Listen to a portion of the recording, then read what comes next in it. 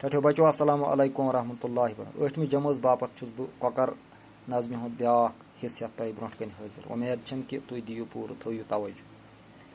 बह पर नज़म वन क्या खर मोन वातान कस कस कलुक खरात बुई छुस नीर दांदस निवान छम अशमुकाम तत लोल कासान मे छम खन वल आशक सरार प्रारान करान प्रथ कंस बुई छुस पर्द अबन वयान छुस पूर म्यादस पीर सबन बेमारन याम छुस कल पेट बह फेरान अदै छुक प्रोन तसरुफ दार नेरान वुछान छुस मालिकिन छायन तो ग्रायन नफस थोमुत पतै छुम ना खुदायन खुदा सबन दोहै मिन्नत हेवान छुस पत्थर पेमत बह कह फल कह पत्थर पेमत बह कह फल फल खेवान छुस। यम अजकि बह वन अमुक मानि तह वन क्या खर मोन वातान कौकुर वनान कि मोन सत प्रथ कंस खर वातान ये कि इंसान उस खर बापत पोरुन मगर इंसान लोग खुद गर्जी कलुक खरात बुई छुस नीर दांदस ये पथ काल दांद तन न्यूर सोजन कौस यथ वनान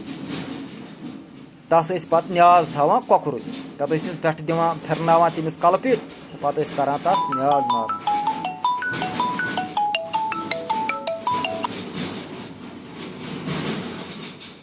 मे छम अशमुकाम निवान छम अशमुकाम तत लोल कासान ये अशमुकाम कि जियातन पे निवान सह कौकुर निवान मोहब्बत सान दपान गो अस्तानन पे तो तति करो न्याज सह कौकुर से करान। मे छम खन वल आशक सरार प्रारान तो चुरार शरीफ हजरत शेखुल आलम रहमतुल्लाहि अलैहि जियारत पाकस पे मे निवान करान प्रथ कंस बुई छुस पर्द अबन प्रथ कंस बह अबन पर्द करान यानी यमिस तह जरूरत आस तमिस माने सत जरूरत पूर गसान। वयान छुस पूर म्यादस पीर सबन तो पीर सबस तह दाव यह खेनावन सह कौकुर खेनावान बेमारन याम छुस कल पेट बह फेरान प्रथ काल बेमार गसान तमन कल पेट फिरनावान कौकुर कल बल तस वन कल बलाय दिन तो सह ठीक अदै छुक प्रोन तसरुफ दार नेरान तसरुफ तस तस इथे पे कड़ान पथ काल वुछान छुस मालिकिन छायन तो ग्रायन मालिकिन तस छायन तो ग्रायन सरसी अंद अंद फिर तिज नफस थोमुत पतै छुम ना खुदायन नफस मोख छुस बह तस पत आसान पकान तिज नफस छुम पत आसान फल फलदार खुदा सबन दोहै मिन्नत हेवान हता इंसान बस खुदा सबन मिन्नत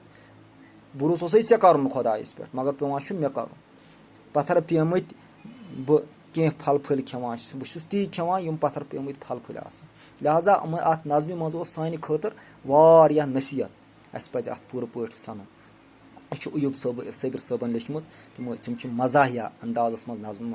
लेखान मगर मजाहिया अंदाजस मज ये मज़ मज़ आसन सत नसीहत अस पज अत नसीहत कुन सनुन तो अत पे अमल कर पन पान रुत बनावन वसलाम।